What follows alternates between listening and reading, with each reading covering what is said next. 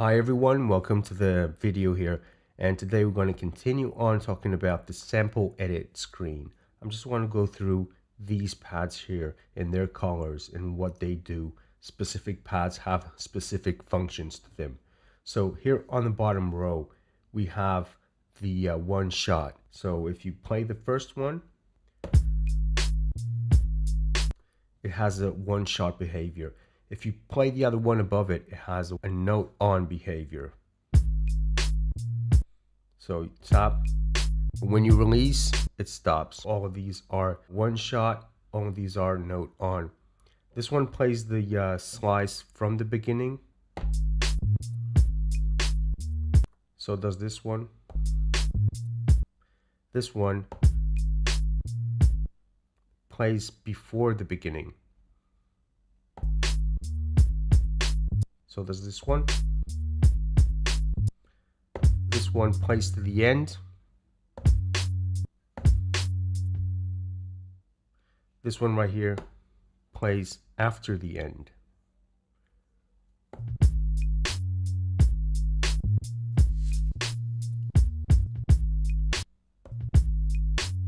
And there are reasons why you want to use this, you know. Sometimes you might just want to be trimming the end of the sample. You might just want to be listening, not to the whole sound, but just to the end. And it's also useful if you want to, you know, get closer enough.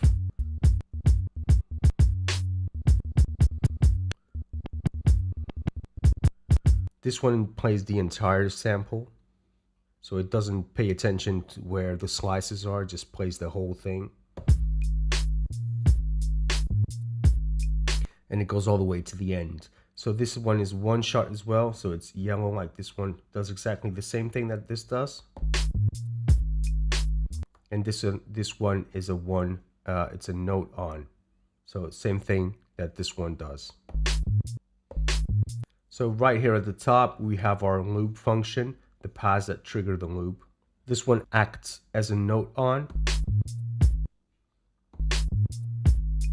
Let's make this shorter.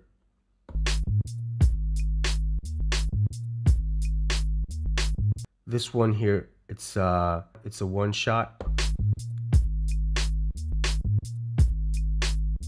And these two have the play to start, note on behavior.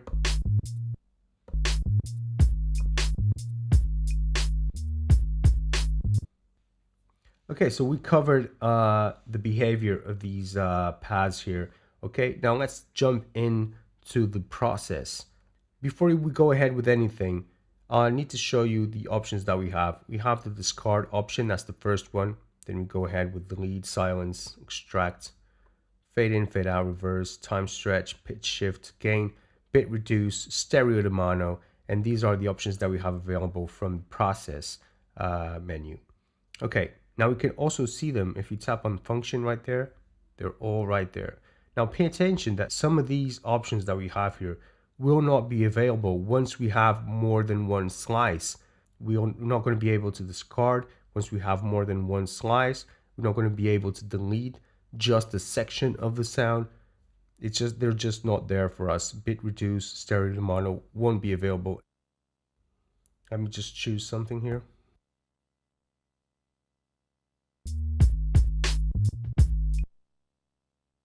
Let me just create a loop.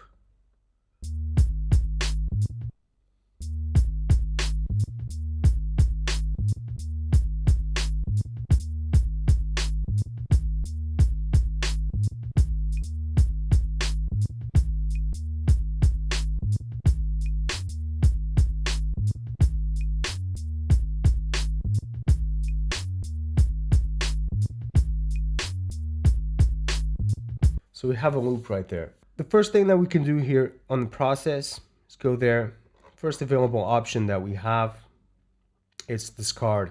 So it actually tells us that everything that's inside the section that we chose will be deleted from the file. We won't be able to use it again. So if you don't want to do that, make sure that you actually select the extract option. So we can extract a file from the main sample that we recorded or that we imported onto the MPC, and I'm going to do that actually. So let's just go for a loop.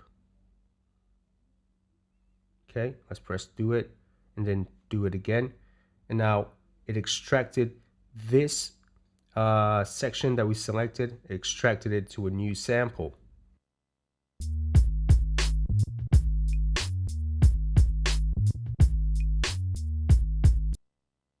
So let's get back into our sample as well.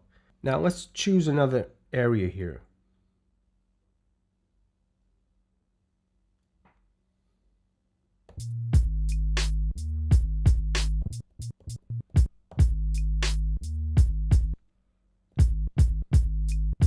That's good enough. I'm not gonna spend too much time putting everything into the right place.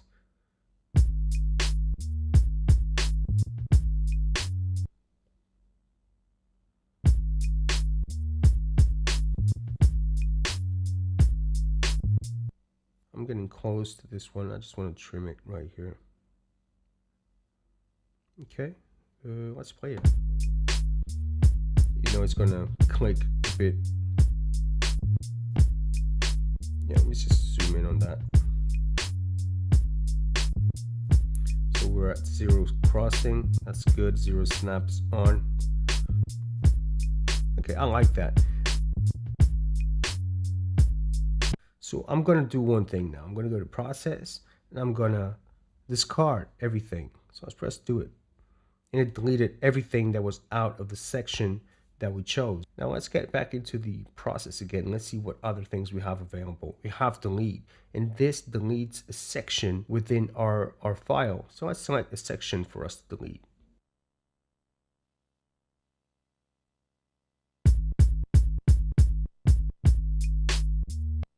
Okay, do you hear that pop at the end?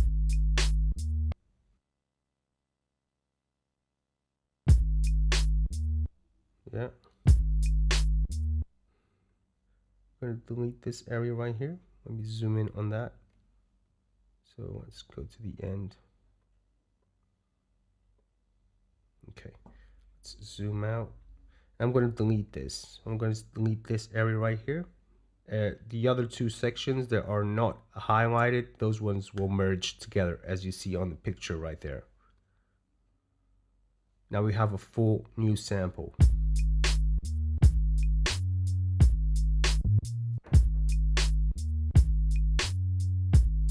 Now you can see that the timing is not too good on that section right there. You can always go inside and just trim it down just to make it fit well with the beat. Okay, but this is one of the options. We can delete just a section within the sample. Now if you don't want to delete it, you can just mute it or silence it, and we're going to do that right now. So we have the section right there. Again, I pressed on the undo. It brings us back to the sample that we deleted. Now we're going to go into the process. Now we have an option here that is silence, and this silences the section that we selected. So let's go and do it. Okay, and the whole section now is silenced.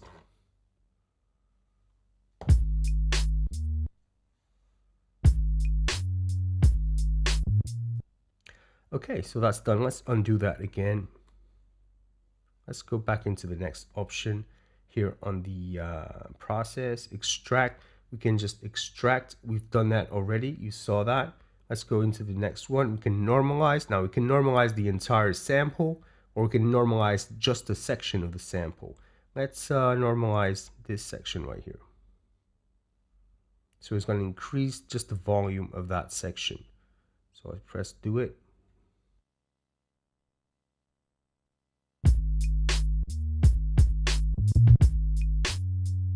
Let's see what we have next in the menu. So normalize, reverse. We can reverse just the section. So let's reverse something here. Let's go for that. So let's listen to the whole thing.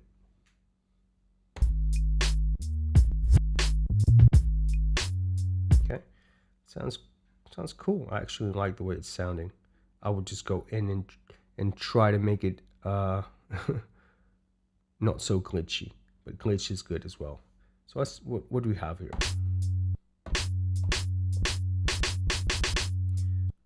Next, let's see what we have here.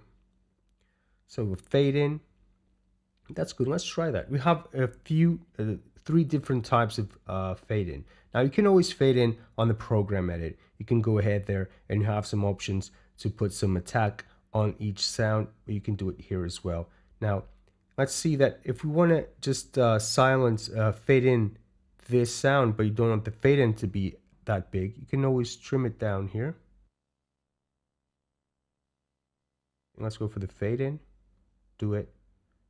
Now it created that fade in, and we can pull this back again. And let's listen to the whole thing.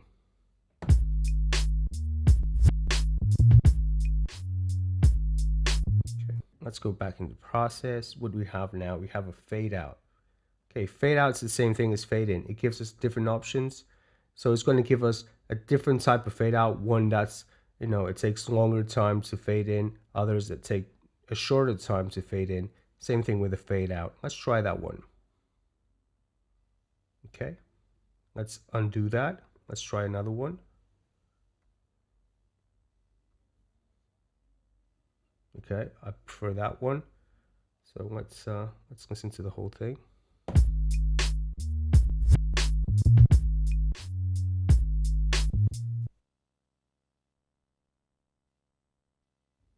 Let's see what we have next there on the menu. So pitch shift. Now this changes the pitch within 12 semitones. Change that section. So it's going to go -12. Let's try it. Let's listen to the whole thing.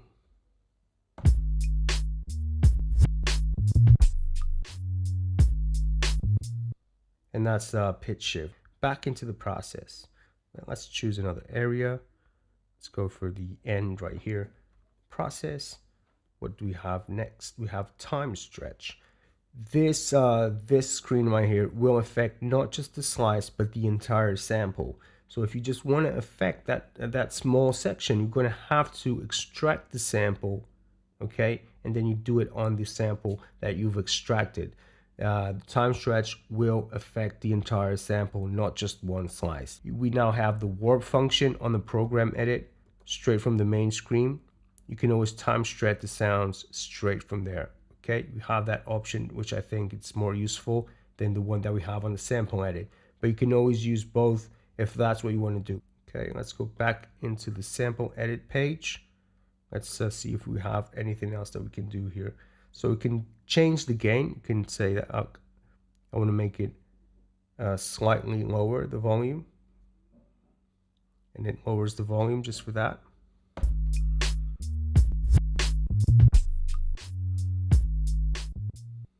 Now we have the copy function as well. It's going to copy the sample to a new one, and it's going to copy the entire sample, not the slice. Okay, if you just want to take the slice from the sound, you're going to have to use the extract function that we did at the beginning. Okay, now here the copy, it's going to copy the entire sample. That's how you copy it. Bit reduction. Let's go to down to 9.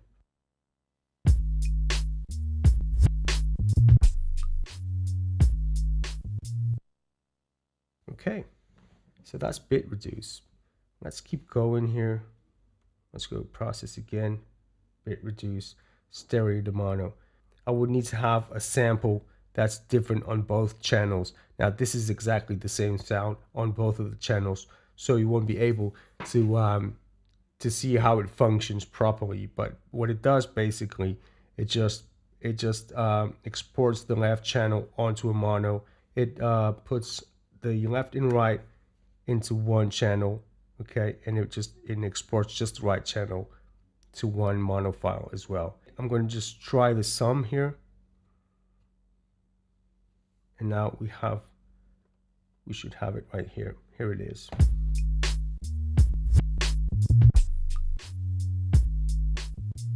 This is all I have for you for today's video.